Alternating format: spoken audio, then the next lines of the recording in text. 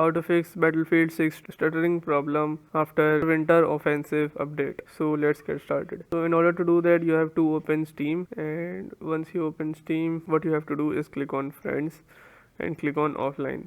Once you do this, you have signed out of Steam friends, and now you have to go to your library and launch your Battlefield 6. If your problem still occurs, make sure to comment down below so we will bring a detailed guide on this topic. The stuttering in Battlefield 6 commonly happens because Steam continuously checks for your friends if there is someone online or not, and whenever your friend is online, it gives you their active status information in real time. So that's why Steam keeps working in the background, and it is the main reason for the stuttering in your game. So yes, this is how you can fix your stuttering problem in Battlefield 6. This is it for today's video. If you like the video, give it a thumbs up, subscribe, comment down below, and thanks for watching.